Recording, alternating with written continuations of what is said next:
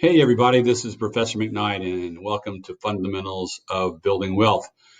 I will be your instructor, your professor for the class for the next 8 weeks, and I wanted to go ahead and get started. Just keep in mind that every week I will do an announcement. I'll typically post those a couple of days before the beginning of each week. You'll probably notice if you can see the date, this is May the 14th, and our class doesn't start until the 20th.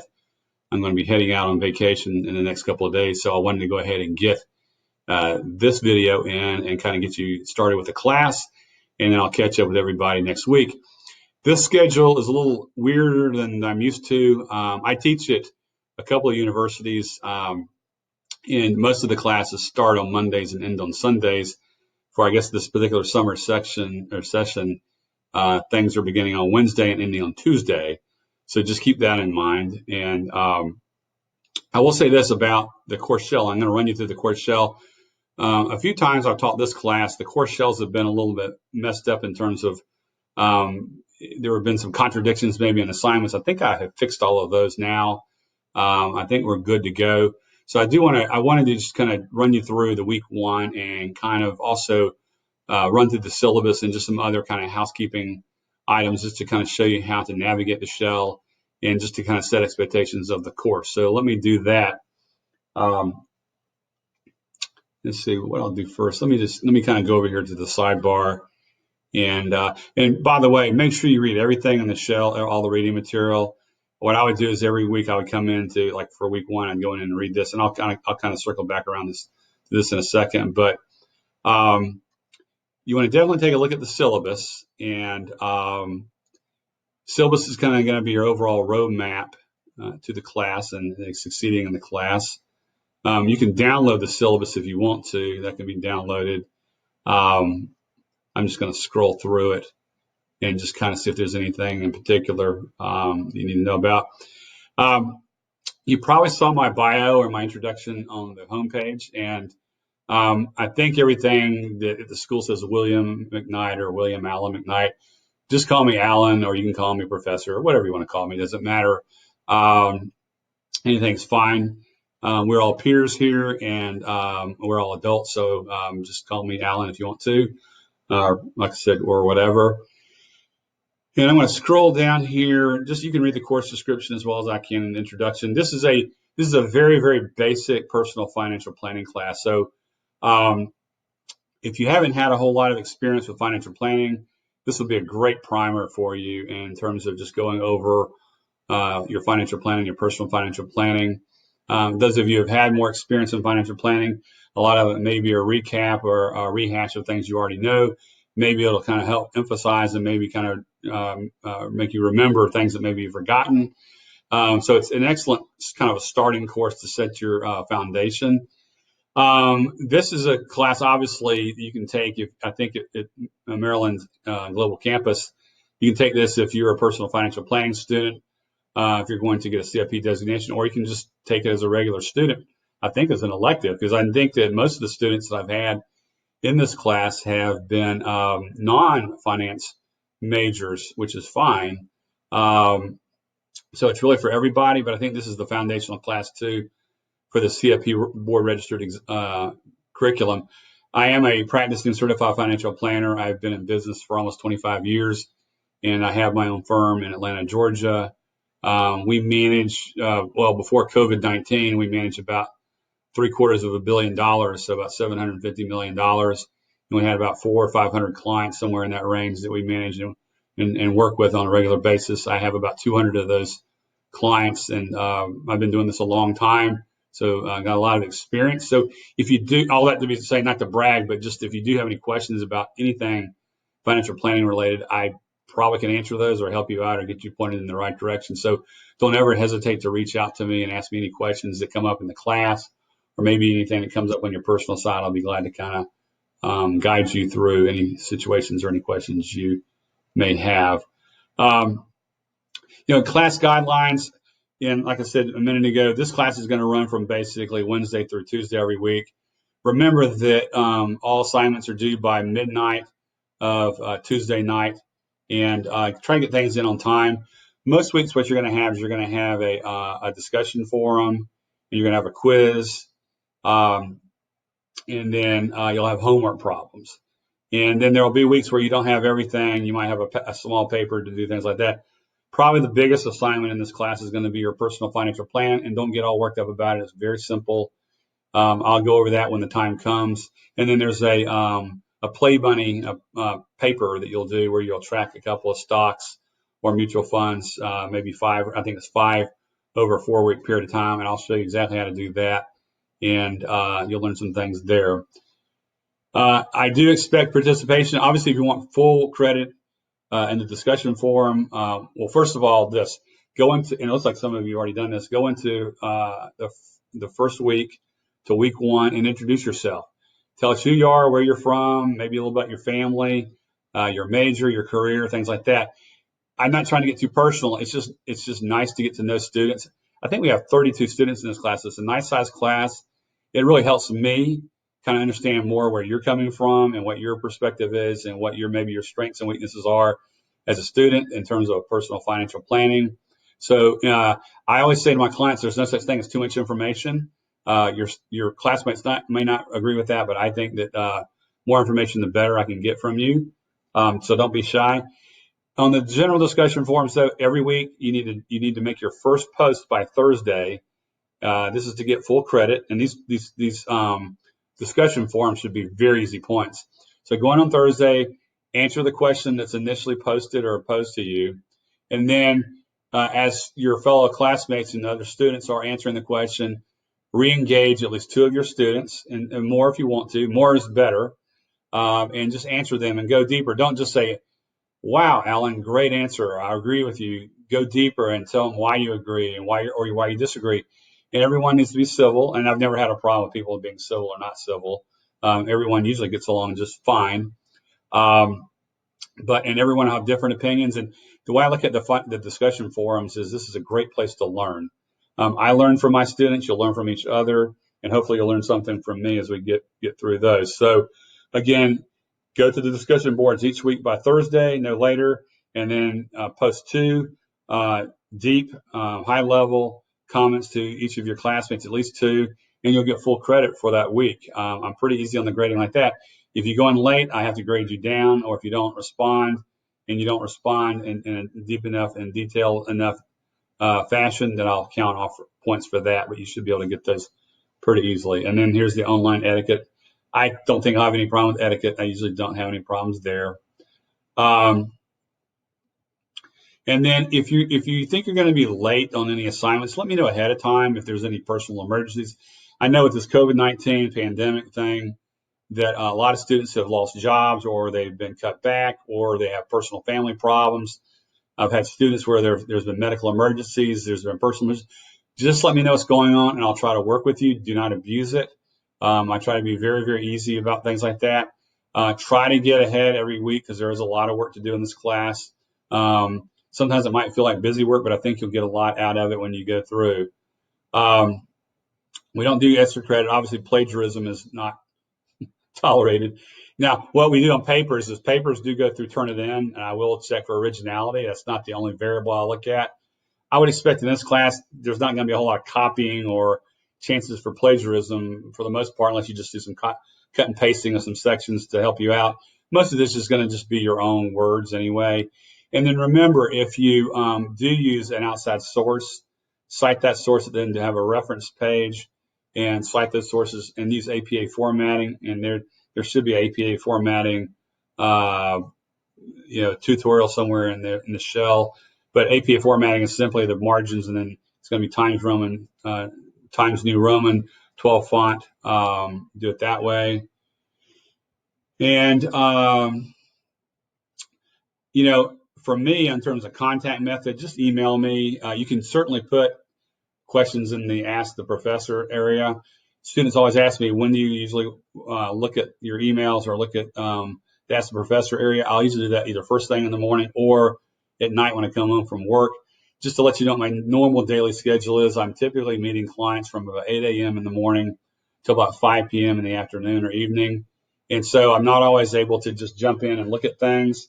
if I do have a break in the action during the day, I will certainly get in and try to look and answer those types of any questions that come up. Again, go through and just here's the whole thing with APA formatting. Make sure you have again, don't ever turn a paper in without a bibliography or a reference sheet. Okay, I've had that problem with a couple of students the last several semesters or last terms. Always put references down.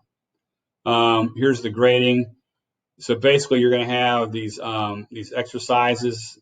These are going to be homework problems. I think 5 weeks worth of that. Play money paper, a Social Security paper, quizzes, 5 of those. Your financial plan and your final exam are your biggest numbered, or the biggest percentages outside of the total homework, and then participation, and that really gets down to participation is going to be basically the threaded discussion boards. So. But honestly, most of this work is fairly straightforward. You may get a little more bogged down when you get into the papers, so there's a little more research involved there, especially your financial plan. Excuse me. And here's the thing: every week I'll do, like I said, I'll do an announcement. I'll explain to you how to do everything. I will say this about the quizzes: the quizzes are multiple choice, and they're a little screwy in the sense that kind of weird. Because they kind of I hate multiple choice quizzes anyway. I didn't build the shell, but the questions can be a little tricky. So just take your time and answer those. Don't fly through them, and make sure that you read all the information before you, or at least the readings before you try the quizzes each week. Anything to do with the paper or any other assignments, I'll again go over those ahead of time. I've already talked about participation in terms of the discussion forums, things like that. And here's, again, the homework, quizzes, papers.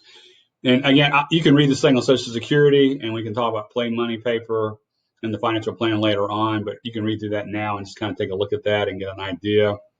Obviously, I expect everyone to understand the academic integrity policies. Just do your own work. Be honest, do your own work. Again, be civil with your fellow students.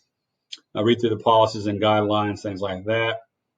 And here's how you probably know how grading is done.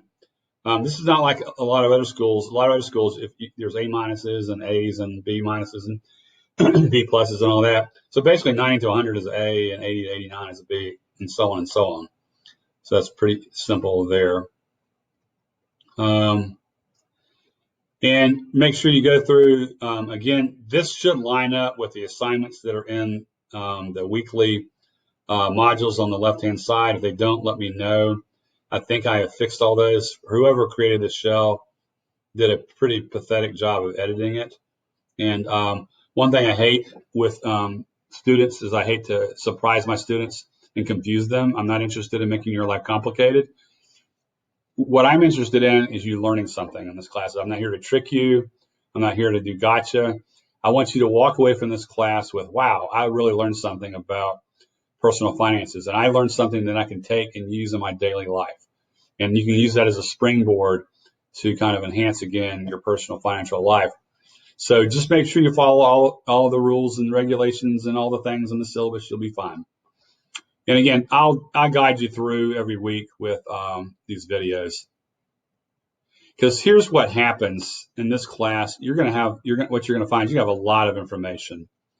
And you might get a little overwhelmed by the amount of information, especially all the readings you have.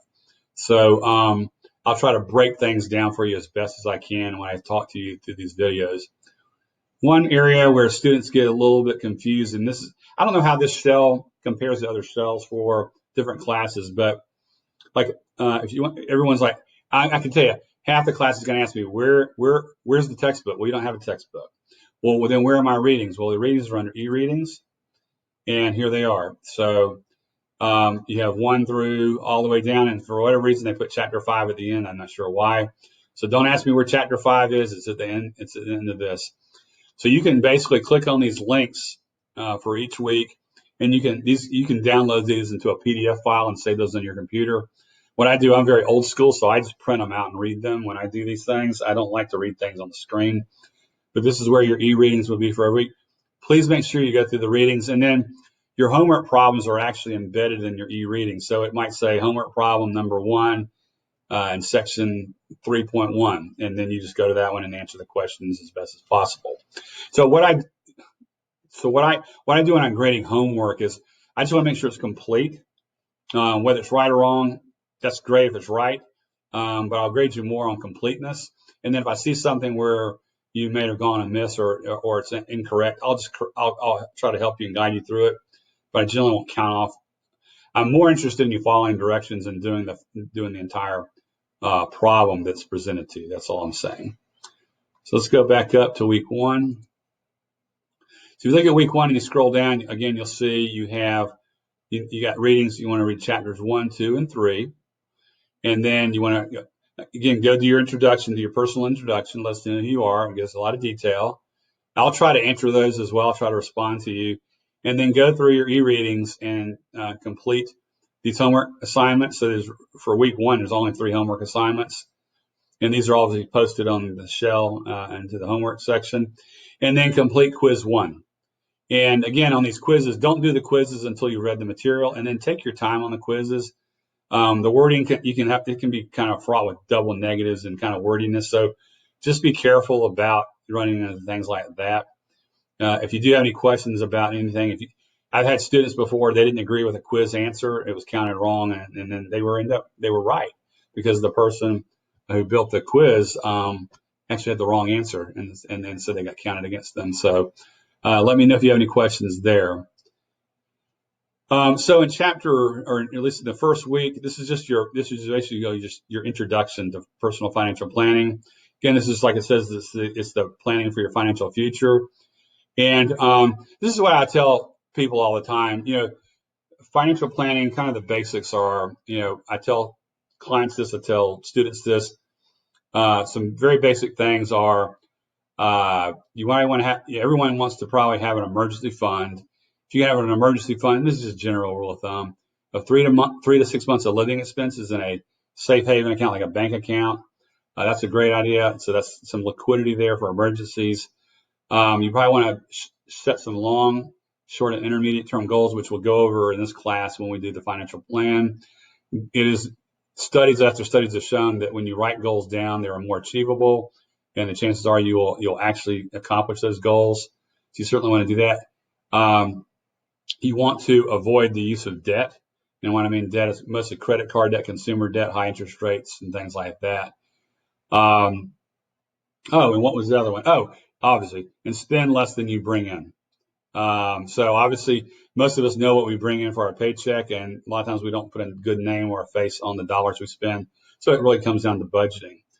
So hopefully we'll kind of get a nice start off here. This whole thing with COVID-19 has really exposed some weaknesses in people's personal financial plans. This is why even businesses weren't ready for having 2 or 3 months of cash flow being dried up. So think about that when you're thinking about your personal financial planning. You're going to go through and this whole thing about kind of starting off and budgeting, and your net worth is nothing more than your assets versus your liabilities. And it gets down to, if I sold everything I owned and it was worth more than I owe, I'm solvent. And if this is the opposite, I'm insolvent. That means I have a negative net worth. So obviously you want to go for a positive net worth. We'll do a little bit of tax planning, and we'll talk about the use of credit and debt, things like that, and insurance and time value of money. And we'll talk a little bit stocks, bonds, mutual funds, retirement, and estate planning as we go through. So in week 1, here's just some things that we need to be focusing on particular. Again, looking at income needs, risk tolerance, and wealth, and how they're affected by individual factors.